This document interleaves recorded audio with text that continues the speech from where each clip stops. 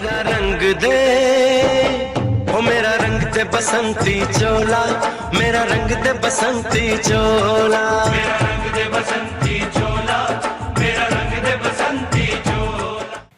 होली का रंग, होली के गुलाल, होली की मस्ती, होली का धमाल, इन सभी से तो हम सभी परिचित हैं। लेकिन इन सभी के बीच अगर गंगा मेला और होली के ठेले को नहीं जाना तो फिर क्या जाना।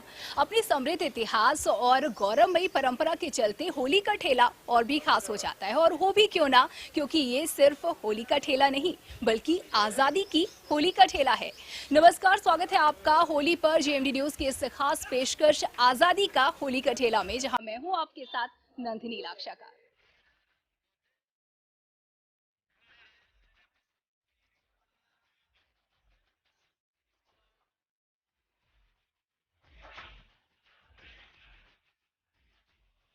होली के बाद अनुराधा नक्षत्र यानी कि गंगा मेले से, कानपुर के हटिया से, रजन बाबू पार्क से होली के ठेले की परंपरा 81 साल पुरानी है। कैसे हुई इस परंपरा की शुरुआत, ये हम जानेंगे कानपुर हटिया होली मेला महोत्सव कमेटी के मुख्य कर्ता धर्ता मूलचंद जी से। मूलचंद जी, बहुत बहुत धन्यवाद, बहुत बहुत स्वागत है आपका हमारे इस कार्यक्रम में। हम आपसे जानना चाहते हैं कि इस होली के ठेले की परंपरा की शुरुआत का इतिहास क्या है, कैसी हुई शुरुआत? मैं मूलचंद सेठ, संरक्षक हटिया होली महोत्सव समिति का। जी। आपका जो प्रश्न है उसका मैं उत्तर देने की कोशिश करूंगा। हो सकता है कि बुढ़ापे में कुछ भूल भी जाऊं। जी नहीं, ऐसा बिल्कुल नहीं होगा। मुझे पता है कि जो कहानी अंकित हो गई है वो हम तक पहुंचेगी। आप बस सुना दीजिए, बता दीजिए हमें। इसका सबसे बड़ा इतिहास ये है कि अंग्रेजों के वक्त में सन 42 में हटिया के मैदान में होली का खेल हो रहा था, रंग खेला जा रहा था। उस रंग खेलने में अंग्रेजों को रंग से चिढ़ थी। उन्होंने कहा ये रंग इस प्रकार से नहीं होगा, आप लोग बंद करिए। उस वक़्त जो घोड़ों के ऊपर गोरे गोरे चेहरे, उनको हम लोग गोरा कहते थे। पुलिस वाले खूब मजबूत चेहरों के साथ में हटिया आए और आके उन्होंने मारना शुरू किया और ये कहा कि ये सब बंद करो, शाम को होली होली नहीं होगी। और इस तरह से उन्होंने प्रतिबंध लगाना चाहा। मेरे पिता स्वर्गीय गुलाब चंद जी सेठ वो मेले की अगुवाई इसलिए कर रहे थे कि वो बच्चों को अपने घर के आगे मैदान में, पार्क में रंग खिलवा रहे थे। तो पुलिस वालों ने उनके ऊपर 2 बेंत भी मारे और मार के उनको ले जाके उन्होंने बंद कर दिया। बोले कि इस प्रकार कानपुर में ये गंदा रंग त्योहार नहीं मनाया जा सकता। जब पिताजी की गिरफ्तारी हो गई, शहर कानपुर को ये मालूम हुआ कि गुलाब बाबू गिरफ्तार हो गए हैं होली का रंग खेलने के लिए। उस वक़्त आज़ादी की लड़ाई का डंका पिट चुका था। चारों तरफ से इस तरह की हवाएं आने लगीं कि ये क्या हो। जब ये शहर कानपुर को मालूम हुआ तो शहर वासियों ने कपड़ा बाजार, किराना बाजार, लोहा बाजार, हटिया बाजार, जो शहर का मध्य भाग था, यही सब बाजार लगते थे। किदवई नगर वगैरह उस वक़्त था नहीं, शीशा मऊ वगैरह उस वक़्त था नहीं, दूर दूर के कोई मोहल्ले उस वक़्त नहीं थे। और शहर हटिया ही शहर का हाट कहलाता था, हृदय कहलाता था। और शहर वासियों को जब ये खबर लगी तो उन्होंने कहा अनिश्चित काल तक होली होगी जब तक कि गुलाब बाबू रिहा नहीं किए जाएंगे। और उस वक़्त उनके समर्थन में शहर के और लोगों ने भी हटिया में आके अपनी गिरफ्तारी दी और गिरफ्तारी दे के वो सब बंद हुए। जब बंद हुए तो ये कानपुर में एक अजीबोगरीब माहौल हो गया। ये हुआ कि अब क्या होगा। तो ये खबर इंग्लैंड की महारानी तक पहुंची कि अगर ये होरियारों को इस प्रकार हमने लोगों ने सख्ती की और न छोड़ा तो हो सकता है कि ये सारे हिंदुस्तान में आग लग जाए और इसको संभालना मुश्किल हो जाए। तो महारानी ने इसके ऊपर जो कुछ विचार किया हो, उन्होंने कहा कि इन लोगों की रिहाई का इंतज़ाम किया जाए। तो जब रिहाई हुई मेरे पिताजी की अन्य लोगों के साथ में, तो तो वो अनुराधा नक्षत्र था। जी और हिंदुओं में त्योहार में अनुराधा नक्षत्र बहुत शुभ और अति शुभ माना जाता रहा। जी जी तो अनुराधा नक्षत्र में जिस समय इन लोगों की रिहाई हुई तो उस वक़्त कानपुर वासियों ने खूब तबीयत से रंग खेला और सब हटिया आए। और पिताजी ने उस वक़्त ट्राली और टेम्पो का कोई जमाना नहीं था, तो ठेले के ऊपर बड़े बड़े ड्रमों में रंग भरवा के और शहर में उन्होंने हटिया से बैंड बाजे के साथ में एक जुलूस निकाल के उसकी अगुवाई करके निकलना शुरू किया। शहर छोटा था, हटिया, मनीराम बगिया, गया प्रसाद लेन, कमला टावर, मेस्टन रोड, एवी रोड, मोलगंज इत्यादि जगह पर सब जनमानस जुड़ता चला गया उनके साथ में, और ये एक प्रशोषण के रूप में हो गया। जी जी जब शाम तक होली तबीयत से मना ली गई तो लोगों ने इकट्ठा होकर नहा धो के रंग जैसा भी था छुड़ाकर सब सरसैया घाट में इकट्ठा हुए। और सरसैया घाट में इकट्ठा होकर वो गंगा किनारे सबने आचमन किया। और गंगा हमारे यहाँ हिंदू मज़हब में एक पवित्र नदी मानी जाती है कि गंगा और जमुना बहुत पवित्र नदी हैं। नदियाँ तो हमारे यहाँ सब पवित्र हैं, मगर गंगा का विशेष महत्व है। तो वहाँ सब इकट्ठा होके एक दूसरे से गले मिले और होली मेले की परंपरा की नींव ऐसी पड़ी कि जो आज तक कायम है।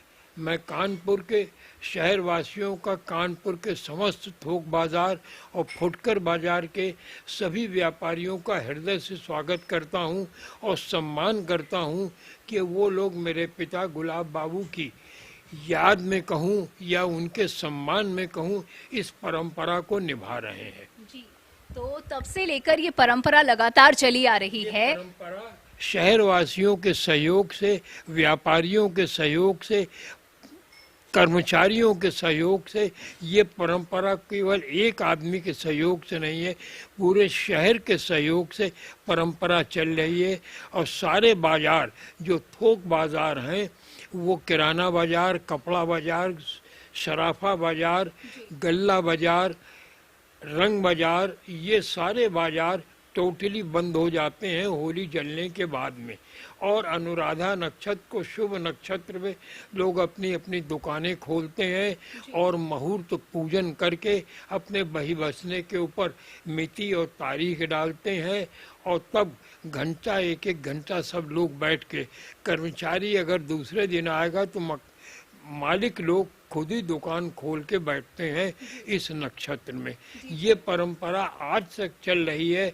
मैं ये समझता हूँ कि मेरे जीवन काल के बाद में भी शहर कानपुर के वासी, इसका कोई राजनीतिक संबंध नहीं है, कोई पॉलिटिकल पार्टी इसमें हस्तक्षेप नहीं करती।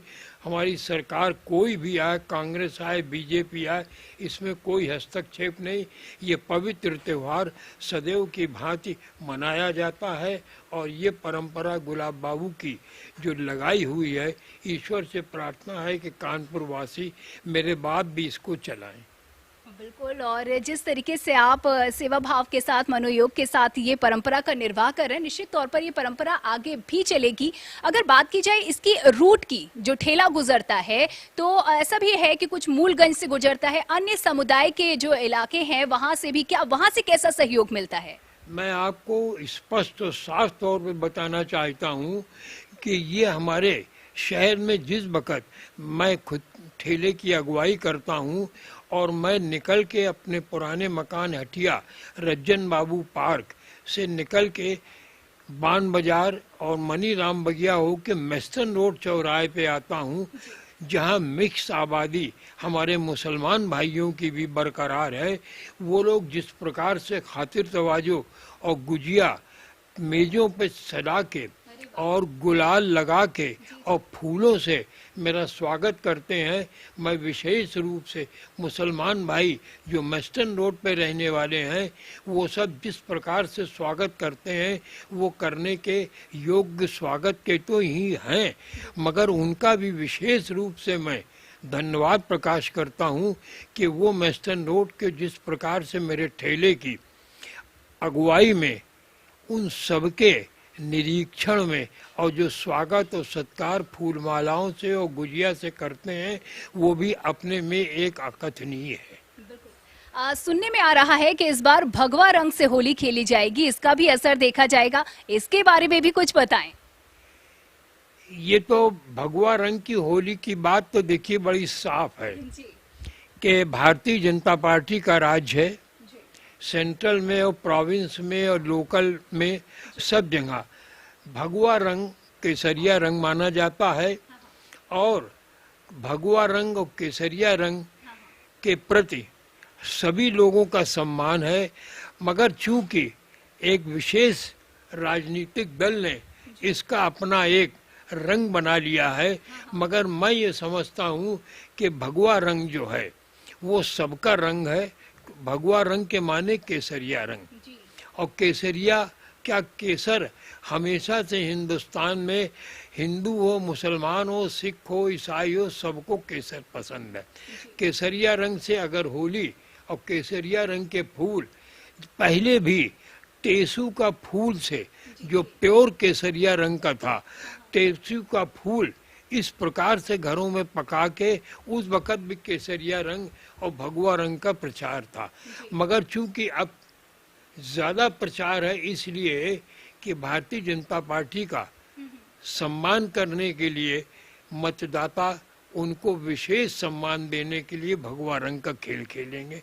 ये कोई राजनीतिक प्रश्न या राजनीति से जुड़ा हुआ नहीं है, ये सामाजिक है और परंपरा के अनुसार हिंदू मुसलमान भाई, चमनगंज में आज भी मुसलमान भाई होली सजाता है और होली के उत्साह को मनाता है। वैसे ही वेस्टर्न रोड के ऊपर भी हमारा मुसलमान भाई सब गले मिलकर, और गंगा मेले में भी हिंदू मुसलमान सब परंपरागत एक दूसरे के साथ मिलते हैं और सम्मान से। मैंने तो भाई होली के ऊपर अपनी होश में कहीं होली में कहीं झगड़ा फिसाद नहीं देखा। जी जी, तो एक आपसी सौहार्द देखने को मिलता है और एक संदेश भी कहीं ना कहीं ये पूरे देश को देता है। इस बार की अगर बात की जाए तो अनुराधा नक्षत्र 23 मार्च और ये तारीख एक खास तारीख है, शहीद भगत सिंह की शहादत का दिन भी है। तो माना जाता है कि जो भगत सिंह थे वो उनका कानपुर से विशेष लगाव था। क्या कुछ इसके पीछे की कहानी है, आप हमारे दर्शकों को बताएं। भगत सिंह जी कानपुर आते थे और कानपुर आने का अगर सीधा नमूना संस्कृत में कहलावत है कि प्रत्यक्षम किम प्रमाणम, प्रत्यक्ष को प्रमाण की जरूरत नहीं है। भगत सिंह की टोपी, भगत सिंह की गिरफ्तारी का जब आदेश हुआ तो वो अपनी टोपी छोड़ गए थे जल्दी में, और टोपी आज भी तिलक हाल में, तिलक मेमोरियल सोसाइटी की ये बिल्डिंग है, ये तिलक हाल की बिल्डिंग नहीं है, इसका नाम तिलक हाल है, ये शहर कांग्रेस कमेटी की बिल्डिंग नहीं है, ये तिलक मेमोरियल सोसाइटी की बिल्डिंग है। इसके अंतर्गत तिलक पुस्तकालय भी चल रहा है और जिसको अशोक लाइब्रेरी के नाम से हम लोग कहते हैं, मैं उसका भी संरक्षक हूँ। और वहाँ पर भगत सिंह जी की टोपी रखी है जो इस बात का सबूत है कि भगत सिंह कानपुर आते थे। तो इस उन्होंने क्या पत्रकारिता भी की, क्या कुछ ऐसे भी किस्से सुनने को मिलते हैं? पत्रकारिता के लिए तो मेरी नॉलेज में, मैं उस वक़्त बहुत बच्चा होऊंगा, ज़्यादा मुझे नॉलेज नहीं, मगर पत्रकारिता तो कानपुर में गणेश शंकर विद्यार्थी ने जो पत्रकारिता की और प्रताप प्रेस कानपुर में पीरखाने में चला के प्रताप अखबार निकाला। उस वक़्त प्रताप अखबार, विश्वामित्र, वर्तमान, ये सब पुराने अखबार अब बंद हो गए, अब कोई नहीं है चलाने वाला। तो प्रताप अखबार को गणेश जी चलाते थे और गणेश जी ने जो कुछ किया वो कानपुर के लिए एक अकथनीय है। और उनका जो मर्डर भी हुआ वो चौबे गोला में हुआ जाके, और वो हिंदू मुस्लिम राइट को बचाने के लिए वहाँ गए। वो किसी संप्रदाय के खिलाफ या संप्रदाय की माफिक में नहीं, वो केवल इसलिए गए कि बलवा न करो, बंद करो। और वहाँ पर क्या हो गया इसके लिए आज के परिप्रेक्ष्य में कहना उचित नहीं कुछ है। लेकिन जिस तरीके से जानकारियां आपने दी और धरोहर को जो सहेजने का काम आप कर रहे हैं, परंपरा का निर्वाह कर रहे हैं, इसके लिए बहुत बहुत आपको बधाई। तो बहुत बहुत धन्यवाद इन तमाम जानकारियों के लिए। तो सेठ मूलचंद जी से हमने जाना किस तरीके से लगातार वो इस परंपरा का निर्वाह करते आ रहे हैं और हम कामना करते हैं कि ये परंपरा यूं ही चलती रहे।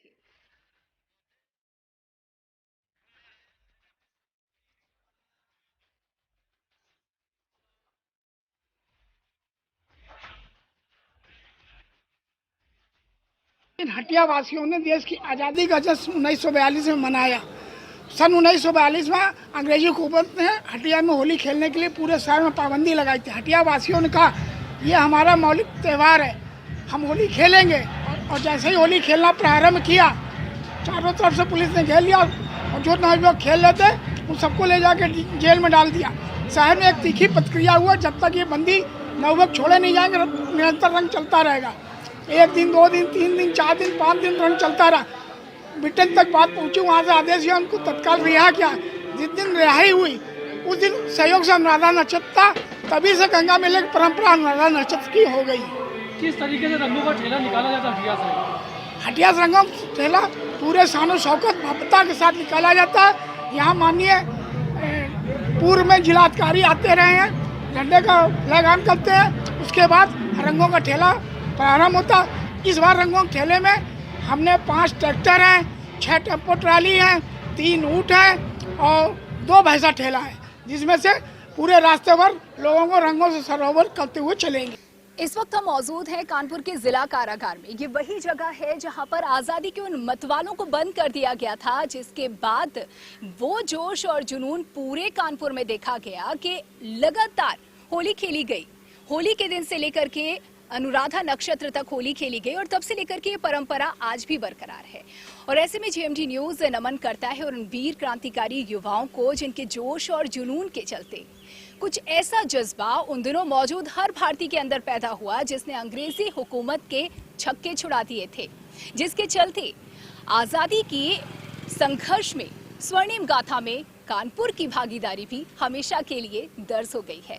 जीएमडी न्यूज परिवार की ओर से आप सभी को गंगा मेले की बहुत बहुत शुभकामनाएं।